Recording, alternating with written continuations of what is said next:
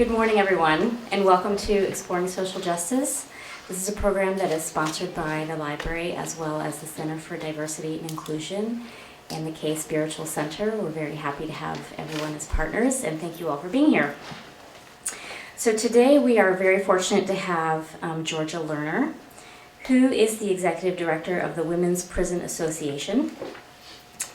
She joined the Women's Prison Association in 2000 as the Director of Program Operations and became Executive Director in 2004.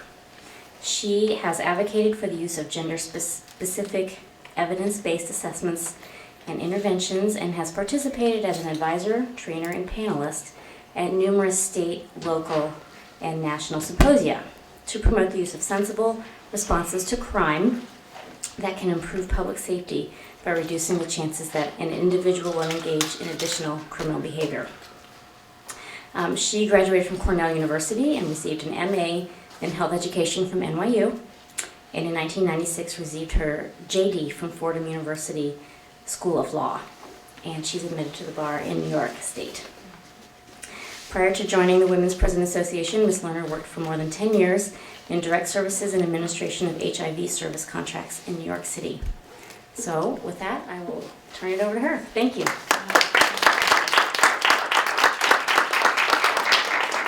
I feel like I'm so old that they really need to take my education off my bio. You can hear me because this is way taller than I am, right? So, all right, well, you'll all just notice that. So, hi everybody. I'm happy to be here. You'll just like wave at me or something. So, I guess my bio said it. I'm really interested in promoting smarter responses to crime because I'm not sure if I need to take a poll in here, but I think most Americans agree that the way that we are responding to crime in this country isn't actually reducing crime or making our public safer or making the people who commit crime less likely to commit additional crimes after they get out of prison or jail or after they've had whatever involvement with the criminal justice system. And I was talking to a few people over here before we got started and kind of got off on my discussion about how I really came to this work by accident, but soon discovered that when I started thinking about it, things just weren't working. And I think a lot of the reasons that things don't work is just that as human beings, we have this tremendous need to punish people. And when I started paying attention to what we were doing at the Women's Prison Association, I really saw that there were these great opportunities for us to try to do things differently. So I'm going to tell you a little bit about the agency, and it'll lead into why we developed this program called Justice Home, which is a really different way of responding to crime where we keep women at home and try to address the actual reasons that that particular woman is involved in criminal justice, in criminal behavior. So, that's our title. Let's see if I know how to, this is the one, okay, good. Okay, so WPA, which is what I'm gonna call Women's Prison Association. Also, I'll probably use the term ATI a lot, which is alternative to incarceration. Okay, so, but if I start using other acronyms or something, just yell at me. So we were founded in 1845 by Quakers, who were part of a group that is still the Correctional Association today, that monitored conditions of confinement for men and women in prisons and jails. And the story goes that Abigail Hopper Gibbons and her father were particularly concerned about conditions for women, because men and women were locked up in the same jails.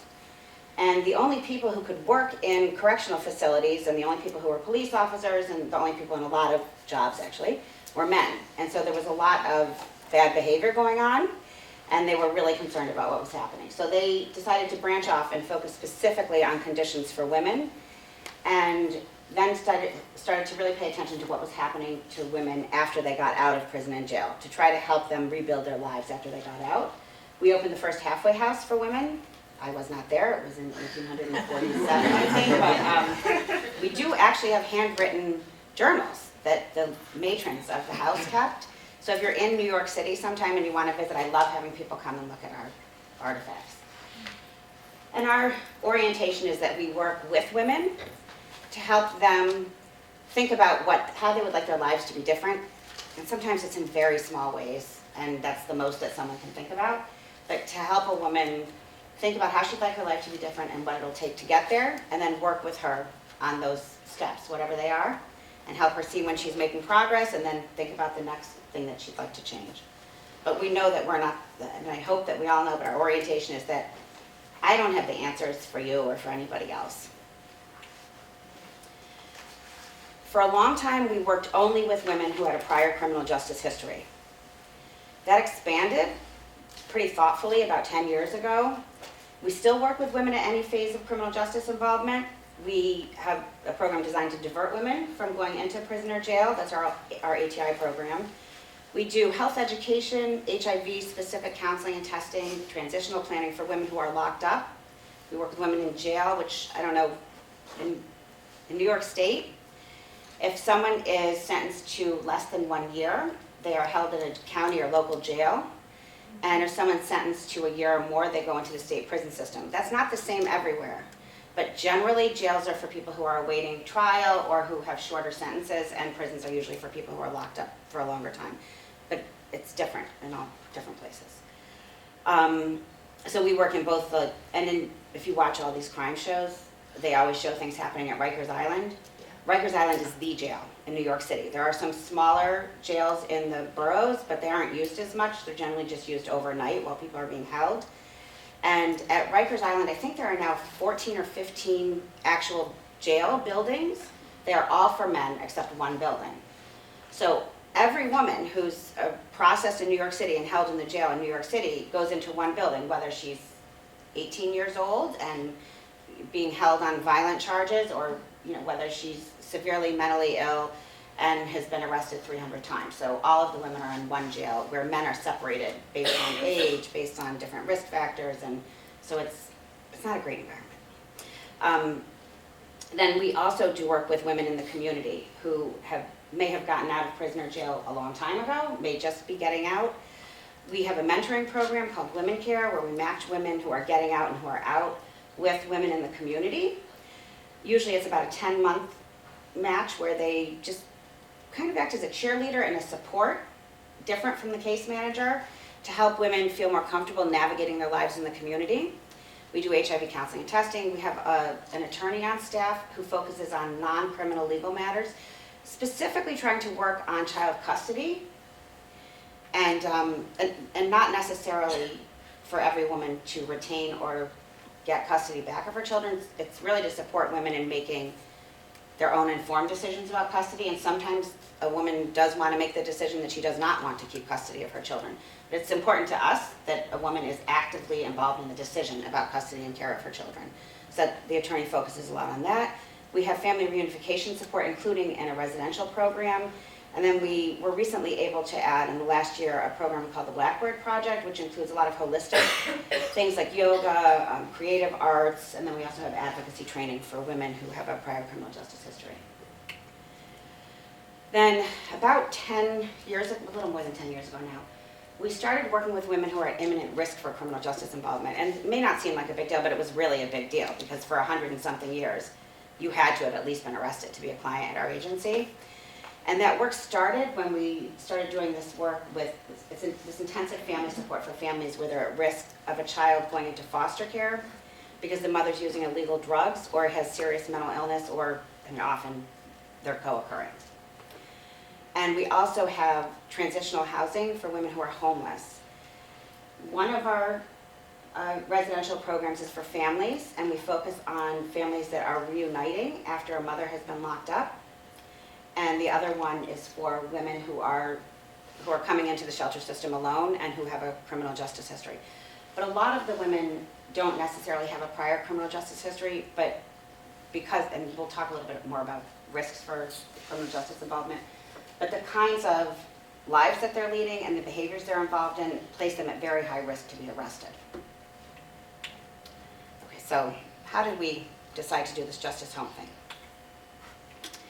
All right, a little bit about the context of what was happening in New York City. So, because this program just started a few years ago. So in the first, between 1999 and 2012, there was a big reduction in New York State in the prison population. We're hearing about prison populations exploding all over the country, not in New York State. We actually had a big reduction in the prison population. And a lot of that, and we also had a reduction in crime. So it wasn't like we just stopped locking people up in crime. Why not? Because That's what a lot of, I mean, you may hear political candidates say that. But, you know, people think if you stop locking people up, it's going to be a lot less safe. But in New York, that did not turn out to be the case. And one thing, when we looked at the statistics in New York, we saw that New York City, which used to send more than half of the people to prison in New York State, had reduced the number of people that were being sent into the prison system for drug charges. Like, we had drastically reduced the number of people who were being sent. And a lot of that was because people were going into alternative to incarceration programs. My agency had an alternative to incarceration program during that period. It was a residence. And it was, I'm actually thinking that initial slide, there was a picture of the old building. That's where my office is, and that's actually Hopper Home. It's a building we've had since 1874. That's where we had the residential alternative to incarceration. We closed that program because a lot of the funding decreased after September 11th. It sort of gradually decreased. But in that program, we had women who were facing pretty substantial felony charges. Most of them had been locked up before. They would live in our program, and a lot of the reason that I think our program was helpful for them was that they developed greater self-efficacy and learned how to live with other people in a community setting, and also started to address underlying trauma and mental health needs once they were dealing with their sobriety. So living in, I guess having the reinforcement while living in the community, and because they weren't locked up in our building, like they would live in our residence and go out maybe to a drug treatment program, to their mental health appointments. They might have a job, they might be going to school. And each woman's case requirements were based on what the prosecutor and defense attorney agreed on, but also what she was learning about what she needed and what we were learning about the way she was functioning within the household with the other 20 women. So a lot of what really was challenging for women was living in a house with 20 other women and figuring out how to get along with people.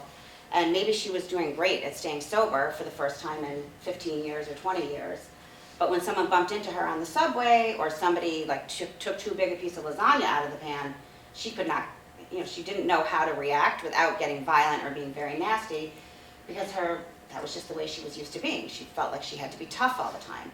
So I think a lot of the learning was around figuring out how to be a whole person without having to break other people down, and like how to figure out how to be comfortable when things don't necessarily go your way, how to experience a full range of the human emotional experience and tolerate things that are uncomfortable, and get it, that like we are all going to feel sad sometimes and happy sometimes, and it's normal, and feelings pass, and not, because I mean most of the time when we're just getting high and like missing all of these emotional ups and downs that were normal.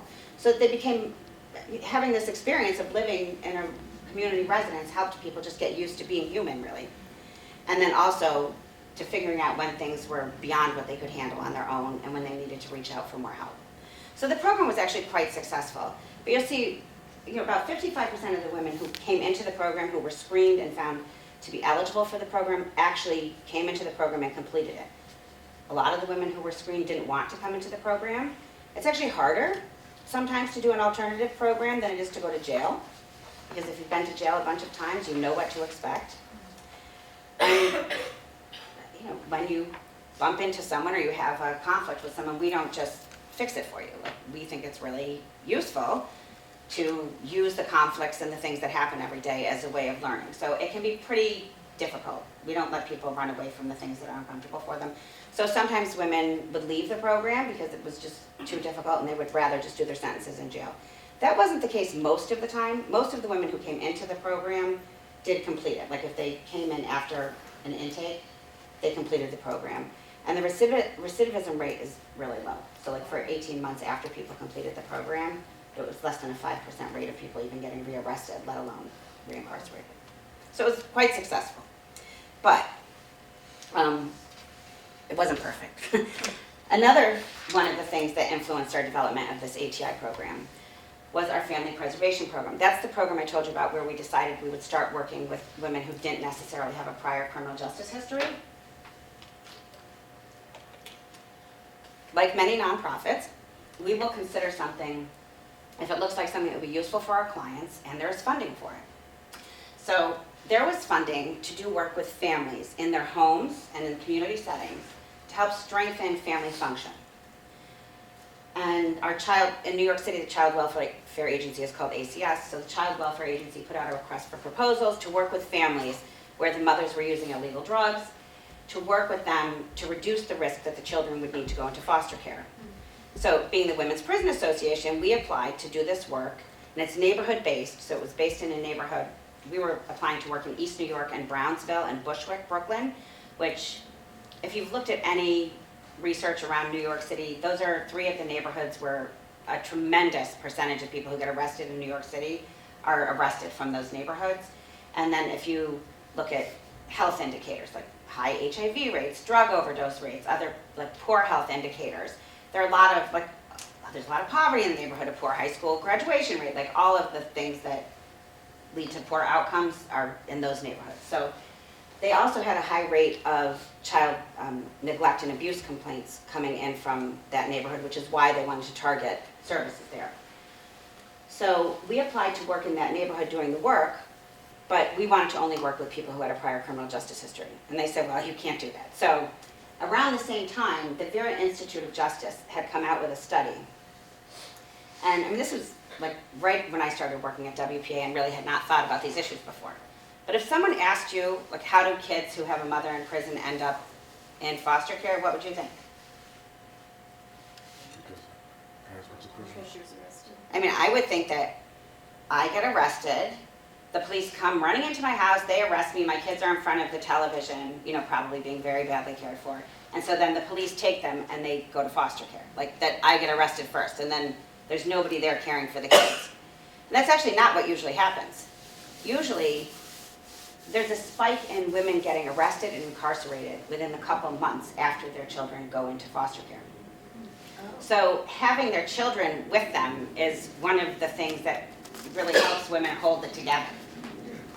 So we decided that that was enough of a suggestion, of a connection, that it would be helpful in preventing women's arrests and criminal justice involvement if we did this work, even if women didn't have a prior history. And the fact that they were using illegal drugs was like enough of a, and I don't actually think people should have to get arrested to get help, right? So like I thought it was good that the agency decided to come along and do this.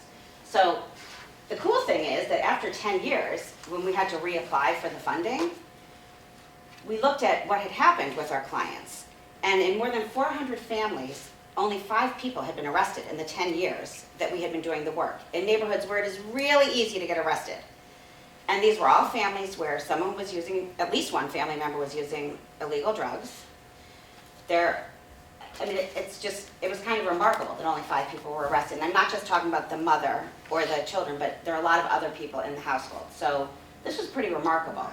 So, you know, of course, this made me think, well, you know, if this style of working with people is helping to prevent people from getting arrested, then, you know, maybe we could do more with it. So a little bit more about how that program worked. It's really the key issue is that it's home-based and it's really intensive. The staff go into, now we have clinical social workers, or people who have at least a master's level degree, working with families, but not like the man going in and telling people what's wrong. They have a lot of clinical knowledge and skill, but they really go into a home and try to figure out what's important to the family and try to observe how the family members function in relation to each other. And then they don't really embed themselves with the family, but they look at what's working, try to find out what's important to the family, and help the family figure out how to work better in their own life. So kids, a lot of the complaints that would come in that would, you know, be the reason that the case would get referred to us in the first place would be that kids weren't showing up for school regularly, or they were coming to school wearing the same clothes every day, they were coming without a lunch, they didn't have their immunizations, the kinds of like neglect type complaints, but kids weren't found to be in imminent danger. And in all the time, in my 15 plus years at WPA, I will say I have never seen a case where a mother who may be like really doing the worst job imaginable, none of these women none of them want to be bad mothers. They all love their kids. They are doing the best that they know how. And the fact is they don't know what to do. And we wait to tell people they're doing it wrong instead of working with people and trying to model how to do things and show people what works without making them come to a class and like calling them out for like being idiots first. So we really try to be there and like kind of walk along with people, help them navigate in their own lives without making them ask for help every single time they realize that they don't know how to do something. A lot of women, their kids weren't doing well in school, or they weren't sending things in because the women don't have great literacy, like they couldn't necessarily read everything that was coming home, or they left school pretty early and they're totally uncomfortable going into a classroom and going for a parent-teacher conference or having to set foot in a school, even if it's something good. I mean, it may have been a school assembly where their child is singing and the parent does not feel comfortable or doesn't know how to read the map to know where to go in the school. So sometimes it's something that's so basic and has nothing to do with how they feel about their children. So we really have to go in with no assumptions about how someone feels about her children other than that she's open to making some changes. And almost every family is able to stay together. And then our work in reentry, including our housing programs, also just highlighted these things that we already know. After people are done being locked up, they need the same things that they needed before they got locked up. Like sending people to prison does not fix any of the things that were going on before. They still have parental stress and family instability. They're still unemployed, even more difficult to employ after they have a felony conviction. If they had a place to live, very often women who get locked up lose the place that they had to live, either because they don't have an apartment anymore, or because the people they lived with are not allowed to permit them to come back, or because they won't let them come back. And they haven't developed new independent living skills by being in prison. I don't know if people have, I mean, actually some of the prison shows are fairly accurate in terms of what they convey and how people are treated, but the state regards a prisoner as a property of the state, and they tell people when they can eat and when they can shower and how many items of clothing they can have, and really we don't help people develop any new independent living skills. And with no independent living skills, people really don't improve their self-efficacy. And poor self-efficacy is a common issue among every woman who comes to our agency for help. So, probably the key findings from the work we were doing were that even after people completed our ATI program that was a residence, and when people moved out of our shelters, people still go through this reentry period.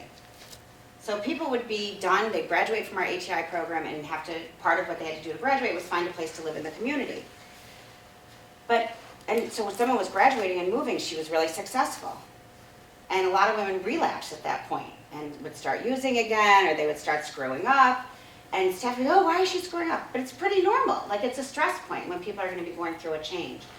And we could probably, I thought, maybe we can avoid people going through this reentry process. It's not that different from people going through reentry when they come home from prison or the military or other periods of institutionalization or being in a totally different environment. And we also realized from the work, this intensive family work, that there is no substitute for going to the place where a woman or her family actually has to function on a daily basis to understand what the circumstances are and how she sees her opportunities. Because I can look on paper and she can tell me everything and describe it very accurately. But if I don't see things through her actual windows and really understand how she is viewing her life, I don't understand why she can't walk to the mailbox at the corner to mail her job application, right? Like, we really have to do as much as we can to put ourselves into our clients' shoes to understand how they see the world. Otherwise, we don't know how to be helpful in terms of what next steps to help somebody take. And we get impatient. Like, why won't she just go to the local library? We tell, oh, you can go to the library and use computers for free. People are terrified to go to the library. They don't know if they have the right identification. I mean, things that we might not think of that would be obstacles, but when we go into someone's home, and we have to do it in a nice way, remember, it's their home, not ours, we learn so much, and it really makes it much easier to help somebody navigate, and it really makes us much more of a partner. So those were the things that we figured out from our 100 and whatever years of doing work, boiled down to two things, right? And then all these other brilliant people were out there doing research in the field. So in the years since I started doing this work, there's been a lot of research that's been done on risks and needs of people who are in the criminal justice system. And most of the reason that risk needs assessments are being done is to figure out, like when somebody goes into prison, they'll do a risk assessment, and it's usually to figure out what level of security the prisoner should be placed in. The risk assessments identify how likely somebody is to commit to behavioral problems and how likely the person is to commit more crimes.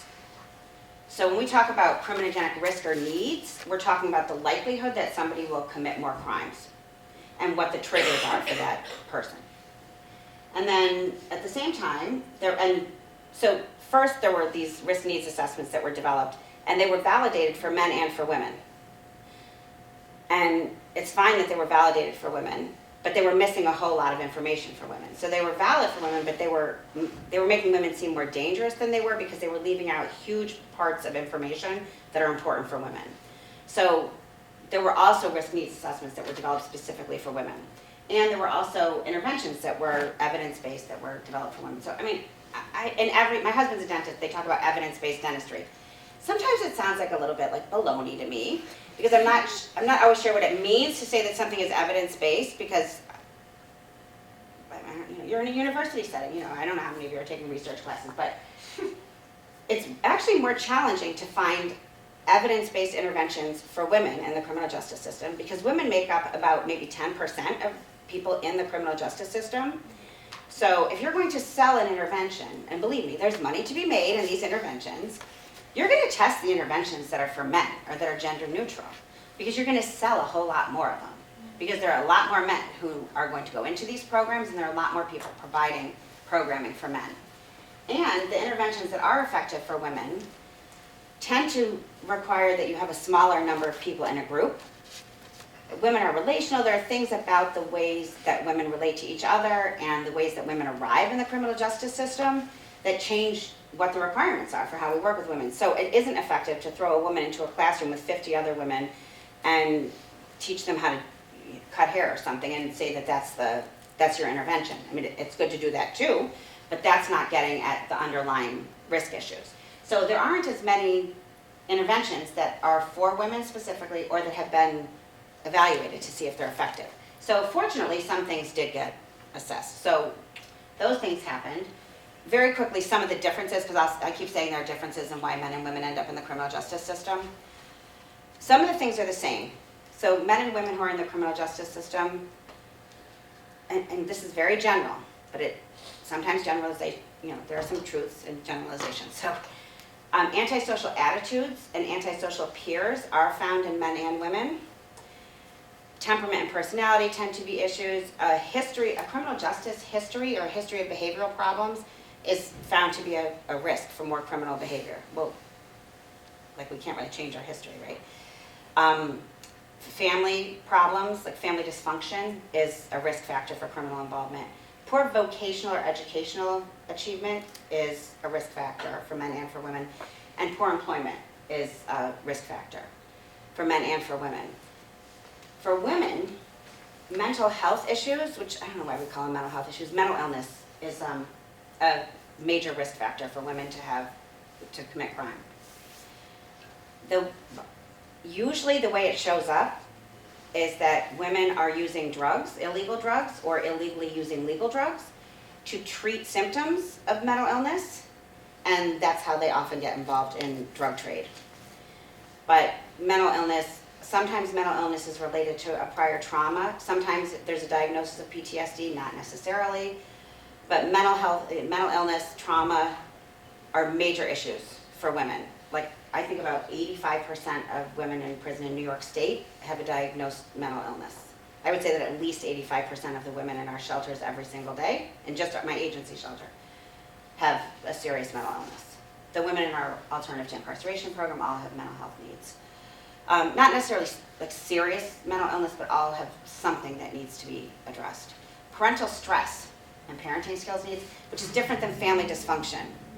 I have 3 kids. I can actually talk, and we're about to find out about college decisions for 2 of them this week, which is a little scary. But parental stress is an overwhelming feeling of not knowing if you can handle being a parent, from not knowing if you can afford to pay to take care of your children, not knowing what to do, not knowing if you're just being furious when your 2-year-old wets the bed, or not knowing what to expect and not feeling like you can handle it, and also knowing that you can't just run away from it. I mean, they're there. You can't. They don't just go away when you don't feel like being a parent. for women, for women who are mothers, parental stress is a very big risk factor for criminal justice involvement, and it does not show up for men, even though most, I think as many men in prison are parents as women. Substance abuse is a risk factor. Poor self-efficacy. For women, this is really a big issue, really huge issue for women in the criminal justice system. And poor community stability. Being poor and having unstable housing is a big issue. And often unstable housing is related to domestic violence, which is, there's a very, very high rate of domestic violence among women in the criminal justice system. And does that make sense? Are there questions about any of that? One thing about trauma to point out is that very often the experiences that would be traumatic for women who are in the criminal justice system is that a lot of women are sexually abused as children. That sounds terrible. A lot of the women who are in the criminal justice system have been sexually abused as children. This is also true for many men in the criminal justice system, or many men who are in substance abuse treatment programs. The difference is that women, the abuse tends to continue into adulthood. If a girl has been sexually abused repeatedly as a child, she tends to be victimized over and over in her life and to be in those relationships repeatedly. Where boys who are sexually abused as children, in the majority of cases, the abuse stops once a boy gets bigger and can fight back. It really usually is. So that's a very different trajectory for men and for women. And that's maybe why trauma isn't as relevant. I also think it may be that boys are socialized so differently that boys are just supposed to bury it, and it's there, and it's just translated into rage, and it's something, it shows up differently. Women are much more on the surface with all of this. So, we put these things together, what we knew from our work and what was happening in the field, and we took one of the gender-specific assessments out there called the Women's Risk and Needs Assessment, developed by the University of Cincinnati, where, if I get it, you know it? Okay. So, I went there, so. Oh, you did? Yeah. So we, it's an instrument that, I don't know if people ever took those quizzes in Cosmopolitan magazine. It's not that I picked one of those up in 15 years, but I mean, women do, it's an interview. It's a pretty in-depth interview. It takes about 45 minutes, but at the end, we actually score the interview, and it will give us a score for different areas, showing that parental stress it'll give her a risk score for parental stress and for substance abuse and for mental illness and for antisocial associates. And so it actually identifies the issues that are creating risk for that woman. And then, if they are risks that could be addressed in the community and not addressed in prison, which the only thing I know of that should be dealt with by locking people away is what was Ted Bundy? People who are psychopaths. I mean, people who we can't really treat. I think that's the only thing I wouldn't try to help someone in the community. People who have mental health needs, people who have parental stress, people don't become better parents by sending them to prison. And for children, even if they have the worst parents in the world, it is an adverse childhood experience to have your parent taken away from you. So, if a woman has risks if a woman is low risk, if we do a risk needs assessment and she comes back as not being high risk for anything, we actually don't want to work with her because we don't want to keep people in the net of criminal justice supervision if they're not really at risk for committing any more crimes. Now, fortunately or unfortunately, most of the women we see have a career of getting into little bits of trouble until they have a bigger arrest and the judge is really thinking of locking them up on a bigger charge. So they usually have a pattern and are high risk of getting arrested again. So they're usually high risk for rearrest and usually low risk for public safety. We do have women with violent charges and we don't care. I mean, it doesn't matter to us. They're not usually randomly going out and doing things. They're usually in a context that makes sense.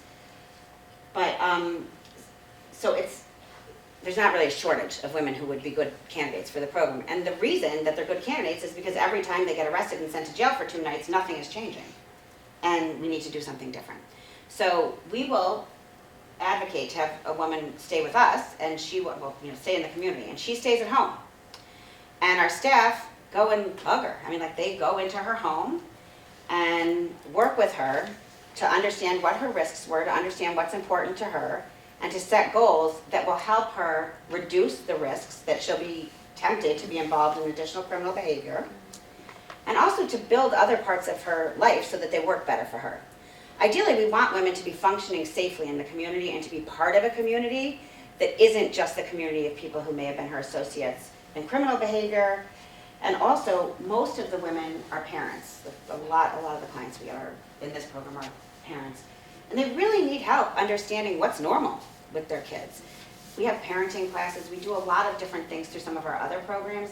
And the women in this program also can participate in those things so that they learn things that they really, just skills that they don't have. So by having someone in the community, she can connect to all sorts of resources that are there already. And she's still living her life. Like, it hasn't been interrupted by sending her to prison. And her kids haven't had this horrible experience. We also use some evidence-based interventions, because funders like that, and we also like these interventions. Seeking safety is something that's actually validated for men and for women. It's for people who have survived violence or trauma. And that can be done individually or in groups. And then we use Moving On, which is I think it's 12 sessions. It's a group intervention. And it's really kind of one of my favorite things. I think, I have the picture. This is just what I just told you about it. I thought I had a picture of group. Okay, Moving On is a group intervention. And most of what we're doing, we're going out and seeing women at home and like helping them navigate their own lives. So like if they have to go to court, we'll go with them, but we really want them to stand up and speak for themselves. And they report very regularly to the court. But the women don't want to come to the office to do this group. And what do you think they say? I don't want to be in a group with women. I don't like women. I'm not telling people my business. Do I have to do it to finish the program? Is the judge going to let me graduate if I don't go to this program? In every case, women who have been so tough their whole lives and who feel like they've got it all together have been carrying some horrible secret. And they feel so alone and they're so ashamed and they do not want to say it out loud. And they're so afraid that they will be in a situation where they are forced to reveal something. And they think it will kill them. Like, they really do not think that they can survive having to share something. They don't want to be put in that setting. And every single time they go in and like they're keeping their mouths sealed shut. They are not going to share anything. And then within the first session of participating in group, they realize that they are not alone. I mean, they have felt it's tragic, really. I mean, for years, they have felt like they're the only person whose stepfather had sex with them or who somebody ever told that they had to keep a secret, or who someone told it was their fault that something happened to them. And it really became a part of their psyche, and so much of the reason that they had this tough exterior and way of being so guarded all the time. It's this weight that they have carried around for years. And it's the most liberating thing when they realize that they have not been alone all this time, and they find this peer group in a safe place, and then they can't wait to come back. And they love the group so much and really get so much out of it. And having that group, it's got cognitive behavioral restructuring, and it has a lot of things that our funders want to see, but it also builds on the fact that women are relational and really get a lot of important information through the feedback that they get from peers. So they love the group. The way that we tell if women are successful, because we also didn't used to have ways of measuring with numbers. We could tell how many people had stayed out of prison or jail for a certain period of time. But within the program, for each woman, the things that we look at, like if a woman's risk relates to her mental illness, we really monitor and check that she's engaged in mental health services and check in with her. And often when people get to the more difficult issues, they want to stop going to appointments. Like, has any of us ever had that before, right? Like when things get hard, we decide, I'm not going to go to my appointment this week. So we really stick with women and help them figure out how they can get through the periods that are very scary. And these are things that we report on to our funder. Like, these are the things we think are important. And what they end up leading to are lower risk scores. So we actually re-administer the risk needs assessment, and their risk scores have to have gone down for them to complete the program. And then there are other goals that they have set. Things like if drug use was an issue, sustaining sobriety, looking at the stability of their families, and looking at child development milestones. It is really individual for each case. It hasn't all been delightful, though, I will say. Even though, we're a long-established agency, people like the work we do. People are not so afraid of letting women do something different because they're not that scary compared to, you know, and if we have women with assault charges, I actually have judges and prosecutors who are willing to work with us. But still, like, there is this like knee-jerk need to punish people. So I see so many prosecutors and defense attorneys who are just willing to let women sit in jail for months before they will consider letting them have this program. Like, it's a big gift that they're getting this program because they think it's so easy. And really sending them to jail at all interrupts their lives in a way that is still traumatic for their kids, and it's unnecessary. So, and there are these obstacles, another obstacle that we didn't necessarily plan for. We knew that women would have pretty serious trauma histories, but we are finding the intensity of the work with women, it isn't just intense at the beginning, and usually we're working with women for about 6 to 9 months, that there are periods of peaks and when they need more support. So our caseloads are we keep them pretty small. And mostly because of women's engagement in that group and how much they love having a peer group and people they can be with, they don't want to give it up. And so we are working on creating a structured aftercare, sort of an alumni network, but having a forum for it so that we don't have to run it, they don't have to feel like they're clients, but we really want to have a space where they can come together and still have that feeling and provide feedback for each other and sustain that good feeling and have these positive peers. And then looking forward, the things that we're really, trying to change.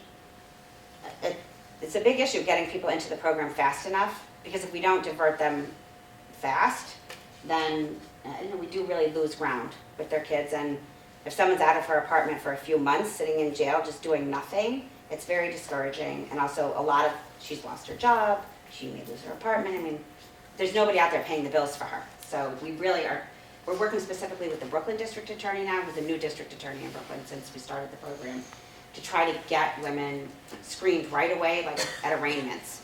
Because we're doing screenings for bail, we aren't, but there's an agency that does screening for bail. So when we do bail screenings, we actually would like to be screening women at that point and see if we can get people diverted right away so that they never get processed into the jail.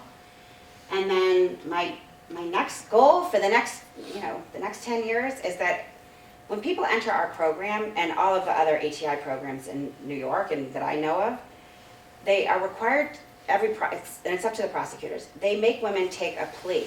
They plead guilty, usually to a lesser charge. And then when they complete the program, the charges are dismissed. But like, if you have an immigration case, nothing ever goes away. And unless you have an attorney that you're paying, or you know where to go to get help with your rap sheet, things don't just disappear. So I don't understand why they don't just defer prosecution while someone is in an ATI program. And I had an experience many years ago when I first started at WPA where that actually helped me. It's all helped me figure out what I think we should be doing in this world. Our babysitter got arrested shoplifting with one of my children. And when I went to court with her in Nassau County, which is a suburb of New York City, all of these white teenage boys were getting ACDs, which are adjudication and contemplation of dismissal, so that if they didn't get in trouble for the next 18 months, it was as though they had never been arrested. That has never been offered to any of our clients. So I'm beating the drum for this with all of the DAs in New York, because it just seems to me that they don't consider it, so we have to ask for it. I mean, I also think that our staff haven't necessarily known to ask for it, and I don't think anybody has ever offered it to our clients. And there are a million reasons. I mean, if you're having a public defender, they're so overwhelmed, they're just trying to get you the quickest deal, in and out. And if you ever were arrested before, they presume that you're guilty of something. And so they think they're doing you a favor if they help you just, get out on a lesser charge. So I think, no matter how much great work we do in reentry, which is how WPA got started, was helping people after they get out. If you have a felony conviction, there are ways that it still limits people. And the Second Chance Act is this wonderful federal bill, and there's funding attached to it and everything. And we can do all we want, but once a conviction is recorded, with our social media and it's impossible to make things go away. And And it doesn't really matter what the law is. People are really biased. And I see that with many of our clients who have done really well, even years later, they might be going to get an apartment or something. And every person who meets with them is like, thinks they're the judge all over again and feels like they can interview people about the circumstances of their crime and have they really paid their, and it's just ridiculous. And it's, so in any case where we can avoid having a felony conviction attached, I think like that really needs to be what we try to do. And, I mean, this is just sort of a takeaway that like, really you shouldn't have to get arrested to figure out that you have mental illness or underachievement in education, or that you need help taking care of your kids, or you don't know what to do, or you need help finding a job. And really most of what we need to operate, to help women operate safely is already in the community. And I go to a lot of meetings where people are bitching about the fact that prisons don't do a good job providing mental health services. Well, you know what? Prisons aren't mental hospitals. They are de facto mental hospitals. But that is not the reason they were created. And I don't like it that people get very poor mental health care while they are locked up. But I would prefer that we put our energy into providing mental health treatment to people in a setting that is designed for mental health treatment instead of trying to glue it or just throw it on top of a prison where the setting itself is going to be traumatizing for anybody who has a prior trauma history. It's just like, let's not try to retrofit everything into a prison setting when we already have institutions and community resources that would do a much better job of providing these things. And we have people who are willing to, we could take those resources and spread them around and provide the same kind of support for people in the community without damaging as many lives. Okay, should I show this little, I don't know if I need to show this. I'm not sure. It's this video about our 170 things. But we don't have that much time, so I wondered if people have any questions. Oh, it's a comment.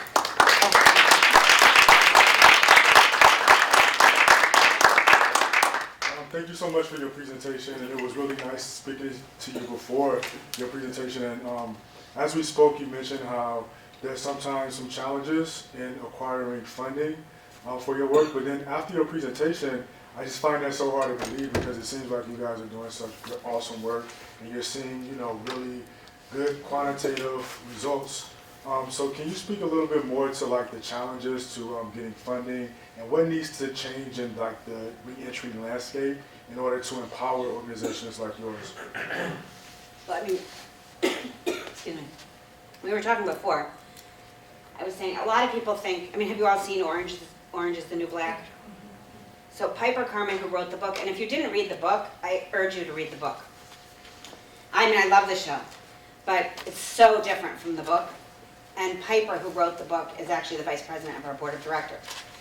And people think that because the show came out, that everybody's really interested in women in prison, and they actually are. But it doesn't mean they're writing giant checks to something called the Women's Prison Association. And I would say for private fundraising, there are a lot of places that are interested in justice and the issues, but like banks and people who give money to like child welfare and things like that, they do not want to be associated with something called the Women's Prison Association. It's pretty interesting. We're working on it, and we go through this like thing where every few years we talk about whether we should change our name.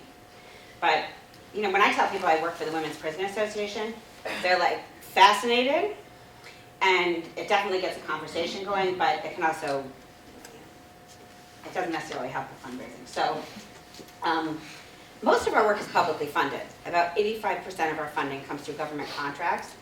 And most of those contracts are actually performance-based. So, for example, the Alternative to Incarceration program, we funded that program by competing. And in New York City, New York City has been at the forefront of Alternative to Incarceration programming, at least since the 1990s. And it has been pretty generously funded, even though a lot of it decreased after September 11th. But so the way that's funded, we get paid based on milestones that women achieve. So one of the tricky things has been we had a change in the district attorney after our program. Our program's been operating for a couple years. We've had about 52 women come through the program. It was a tiny program. we could have had a lot more women come through. The district attorney changed, and now we've had to start all over, setting up relationships and having this DA let all of the assistant DAs know that it's okay to have women come into this program. So it's, it's a lot of legwork getting people to know that it's okay to send people to the program, and we don't get anything if women don't complete their milestones. And like, I can't force people to do their, I can't force someone to graduate from a program.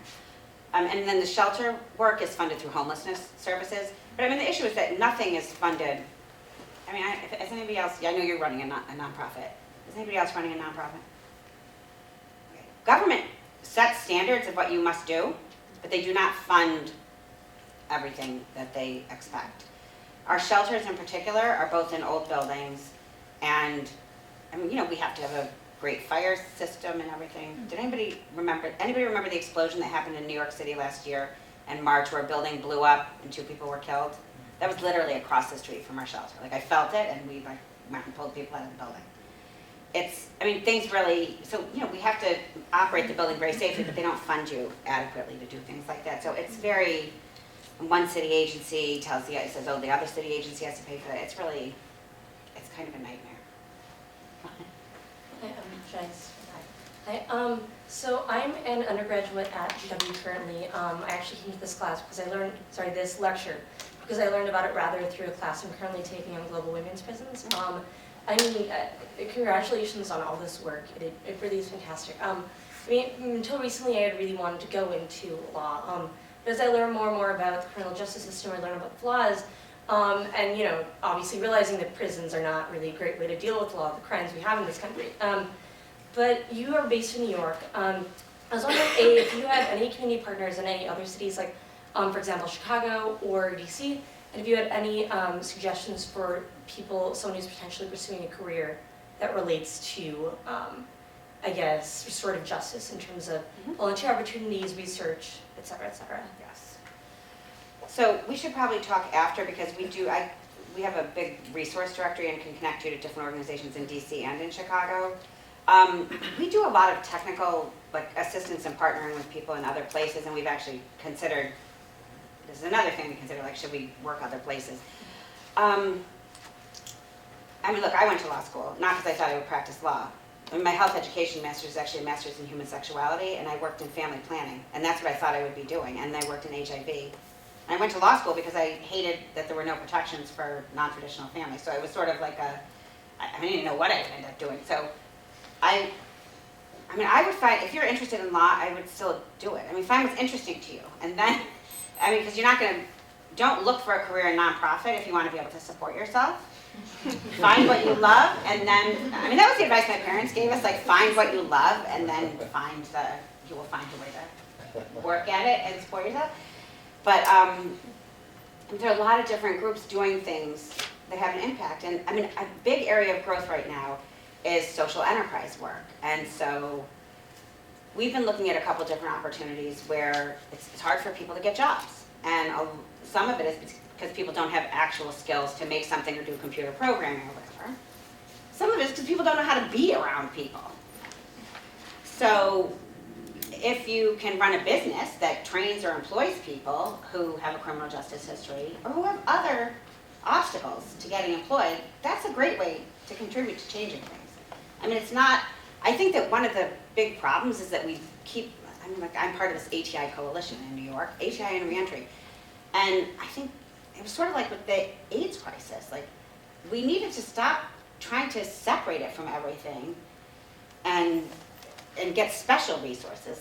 We need to make it normal for people who have any kind of need and any kind of skill to participate in the general community with everybody. So I think just being open and helping, a big thing that people can do is just, I don't know if you know anybody who's been locked up. I did not know anybody who had been locked up before I came to work at WBA. And so, in theory, I had ideas about what I might think about something, and it was kind of a good thing that I got tested in a very direct way when my babysitter got arrested. And a couple other things happened. So it was, but, I think sometimes we can think we feel a certain way. I think when things happen and they make you feel yucky or uncomfortable, pay attention to it and try to follow it and see what it is, and try to have those conversations with people you trust, and try to get people to think about, well, what would you do? Or, do you know someone who's locked up? Is there something that you can do that would be helpful? I'm not saying we need to invite everybody to live in your home and sponsor people as a reentry household, but there may be things that you can do where you're helping, and it's not necessarily the job. But I will be happy to, I have cards and I can connect you to organizations. Hey, how are you again? Thank you so much for coming. How do you think as a society and among prosecutors and folks who work in the criminal justice system, how can we shift this culture that's obsessed with punishment to something better? I think we should be asking a different question when we arrest people. I think we have laws because we're trying to, keep the public safe. And we arrest people when they break the law because then we want to restore public order and safety, right? But then we send people to prison, which actually does not improve public safety. That has been shown. So I don't even know if we know what question we're asking when we decide how to sentence people. I think we have to go back to square one and say, what are we trying to achieve? This is the question I'm always asking staff. And also expect that things are never going to go the way we expect. So you have a plan for something. I'm trying to get to the other side of the room, and I think I'm going to go this way, but oh, look, you're all in my way. So I have to, adapt the way that I'm going to go. And I think we don't, if I lose, I can decide that you're in my way, and this is my big issue now, is that you're not supposed to be there, or I can remember that I'm trying to get to the other side of the room and figure out another way to get there. I think that we have forgotten, we're talking about sentencing reform and making our prisons worse and having new prisons and having more programs in prisons, but we forgot why we're locking people up in the first place. So why are we responding to crime at all? I think we're responding because we want to reduce the chance that people are going to commit more crimes. Sending people to prison does not make them less likely to commit crime. And this whole issue of risk is contagious, and it's especially contagious among young people. So when you lock up a whole bunch of young men with men who are higher risk than they are, they actually become higher risk to commit crime. It's just a fact. So why would we do that? We need to be so much smarter about, but we have to ask the right question, which is what are we trying to achieve here? If we're trying to promote public safety, and I think we also have to look at each case individually.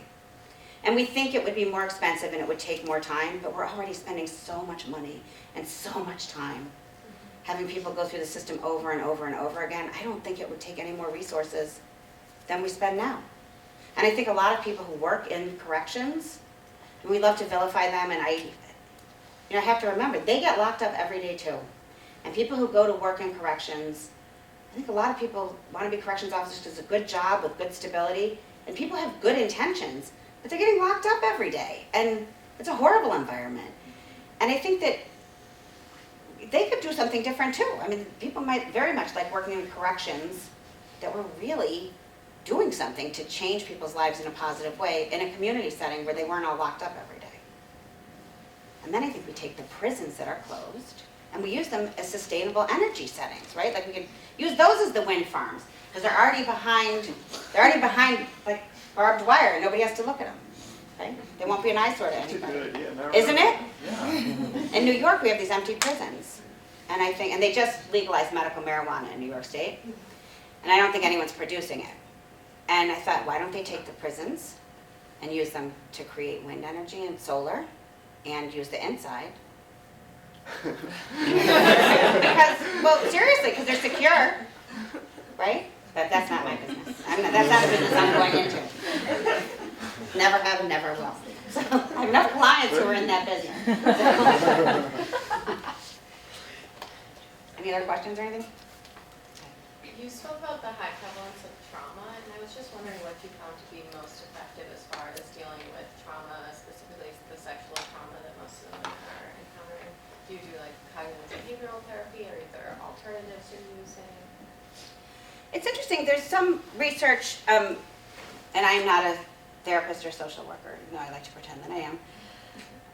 And we do have staff who are.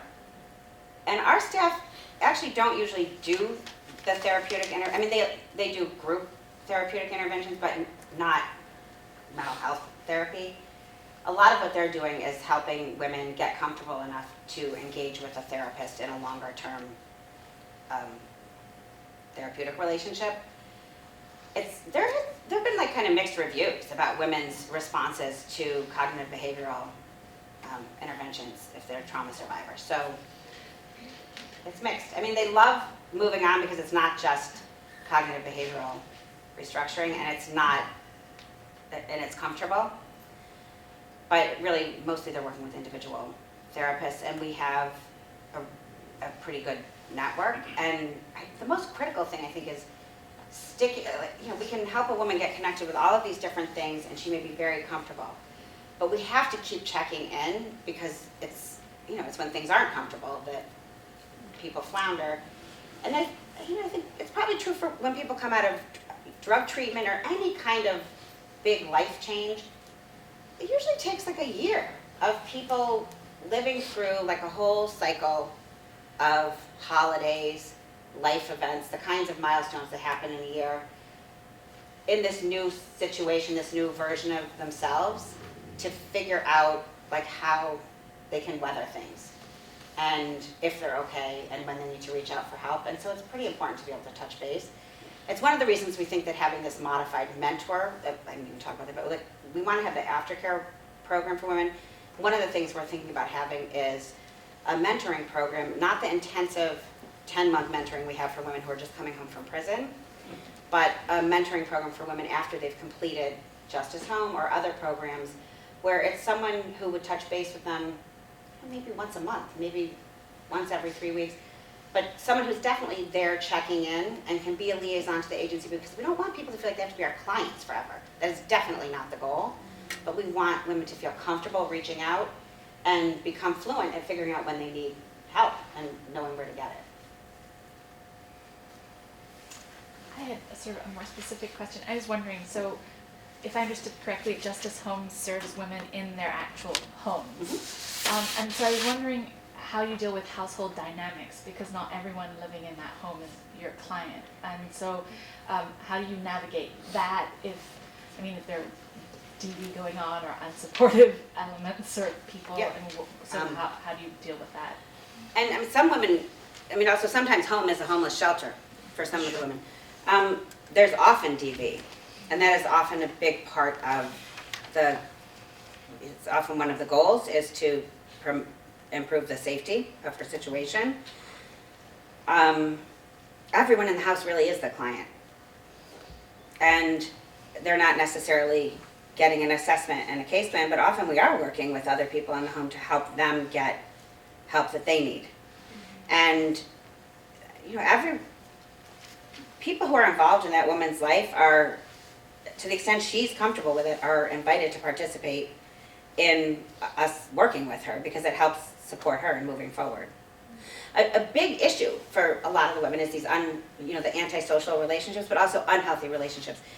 And we'll see women and they have like the worst boyfriend in the world, and sometimes it's domestic violence, and sometimes it's someone who she's been carrying drugs for, and she'll do anything for him. And when he was locked up, she spent all of her money going and visiting him while he got 5 new girlfriends and a wife and 3 kids while he was locked up. Like, really? I don't understand it, but it happens all the time. And so we can see that this is not a good relationship with her. This is not doing anything to build her up. She's benefiting in no way from this relationship, but we can't tell her that. And so we have to respect all of her relationships. This is one of the challenges for staff. Like, how do you really keep your own reactions out of your work with people and find a constructive way to process all of it? Because we see people doing things that we know are not going to help move them forward.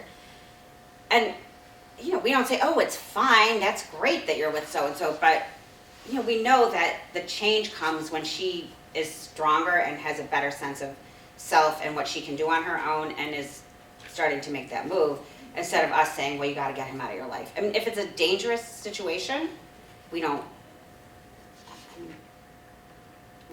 leave someone in a dangerous situation, but we haven't had that. There's been some issues with, there have been some tricky issues with, we aren't allowed to take people who have gun charges because of, it's a limitation that the funder put on the contract. We actually don't care so much, because usually the women are getting gun charges because they're in a car where there are guns. But we have had we had one woman where she went and got a gun because in the case, she had been threatened by someone and she was afraid of him continuing to threaten her. So, I mean, that was an interesting negotiation for us because I'm not comfortable having staff go into a home where we know the woman is going out and illegally acquiring guns, but we also think she's a good candidate for the program. And like, there really is no case that we wouldn't take as long as her risks and the needs that she has are consistent with us being able to help her address them in the community. And she has to want to, you know. That's important. Have you had the opportunity to work with women seeking discretionary release from a sentence, like through parole, and how successful have you been with that? Not in justice home, but I mean, we do work with a lot of women who are on parole. Our mentoring program actually is for women who are coming out of prison on parole. And in New York State, the parole officers all know us very well, and the parole that's inside of the prisons will often reach out to us when a woman is coming back to New York to try to make sure that someone connects with us. And one of the responsibilities, I guess, of parole is to make sure that a woman is being paroled to an address. And a lot of women are homeless when they come out of prison. So the homeless shelter, Hopper Home, where my office is for 38 women, they try to get women who are homeless placed at that shelter because they know that they'll get a different, we're not just like a regular shelter, we do a lot of programming that's for women with criminal justice history. So it gets a little tricky sometimes though, because parole thinks that we are parole, like that we'll be the parole officer for them. And we don't stand by and we don't tolerate illegal behavior, but if someone's using drugs, we don't call the parole officer, we try to get her into treatment. So. Do you actually advocate for women to get parole, like appearing before the parole board? I don't think that anybody can appear before the parole board for someone in New York, but we have written letters for people who work with us. The health education work that we do inside of the prisons is a program that was actually started by prisoners way back at the beginning of the HIV crisis, and so our agency took it over so that it could get funded. And so what we do is we train women to be health educators while they're inside. So they're actually employed by us and paid by the prison while they're inside.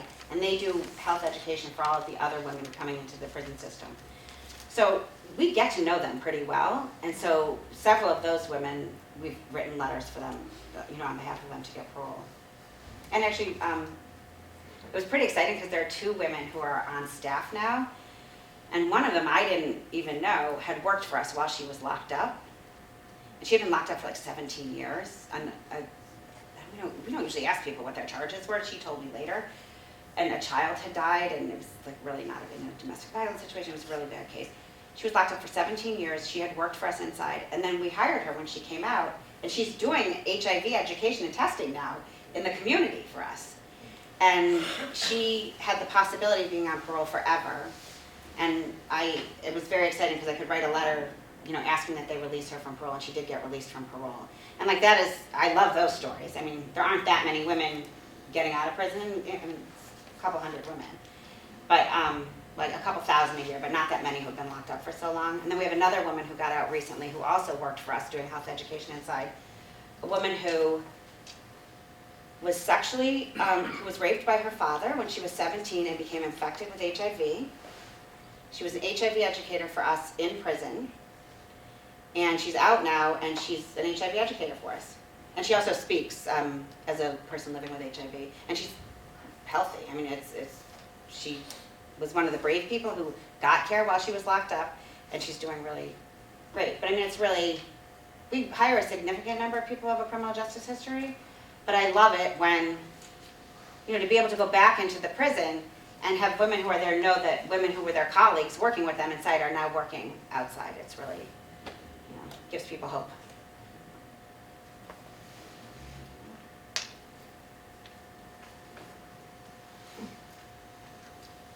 Oh.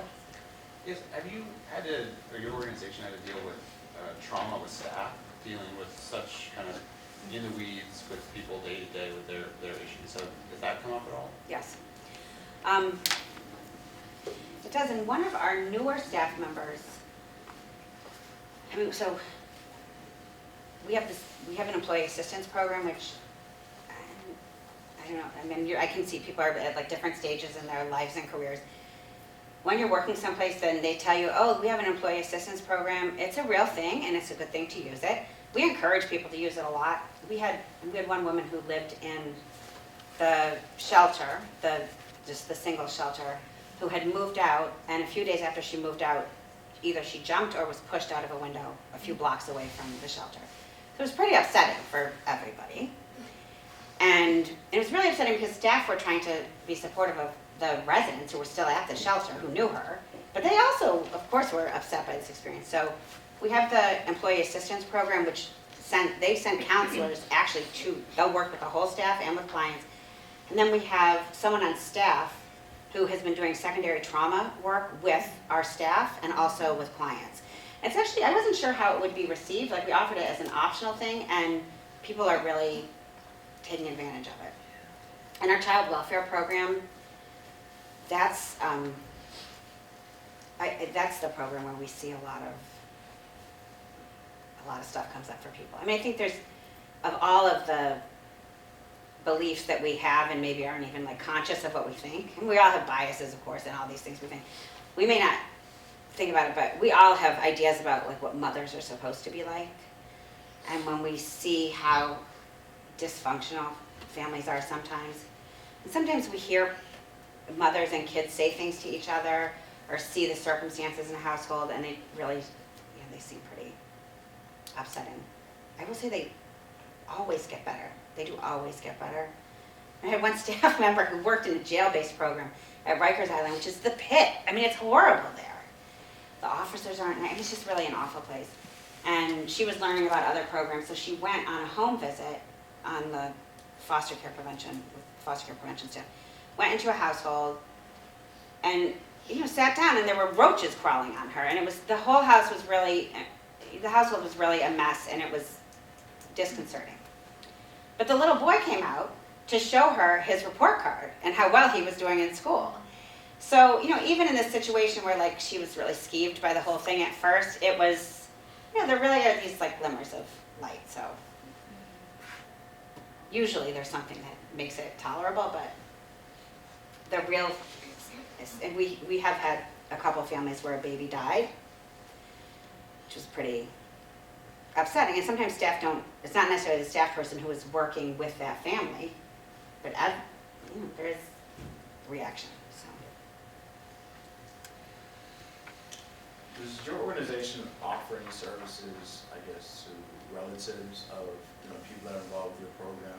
Because treatment is tough, but it's especially tough for relatives and brothers and sisters who are related to the person in treatment. So do you refer family members to anybody, partnering agencies, or do you have any services that your organization offers? Not as much as we'd like. I mean, in the family programs, we work with everybody. Often it's connecting them with other services, but it's been interesting. I think that one of the big obstacles is that every funder out there wants to fund one thing. It's like our homeless shelters are funded by the Department of Homeless Services. Very little of our work is funded through corrections. I don't know if we have anything funded through corrections right now, actually. And then child welfare wants to fund child welfare stuff. And so when we applied for mentoring money, we got mentoring money to work with women who were coming home from prison. We wanted to apply for mentoring money, not necessarily to work with children of incarcerated parents, because we have colleague agencies who do such a great job of that. Like, I don't need to take that over. We're not the best at it, someone else can do that. We actually wanted to work with families of women who were coming home, and it's really hard to find funding for that. And when we did apply to do some mentoring with children if we could work with the mother inside and also with whoever was parenting the children while the mother was locked up, and that wouldn't be funded. So it makes a lot of sense to work with the whole family. And when families move out of our shelter, we think it would make a lot of sense to have aftercare. But that would make too much sense. They'd have to create a whole new government bureau to fund it and, monitor it and have 10 more case managers so that with every agency you have a case with, you have a different case manager. There's not a lot of efficiency in the way we do things. Do you have any like policy prescriptions for New York City and New York State to help reduce, the rates of these women getting into prison? I mean, of course, we think what we do makes sense, but we're part of this group, the ATI Coalition, and the coalition actually put out a pretty good set of recommendations on policy for the city and I think for the state. I'm pretty sure I can share that, because I think we shared it with our state and city governments, and I'd be happy to forward that. I mean, my contact information's there, I have some cards, so if you want something like that, I can. Thank you.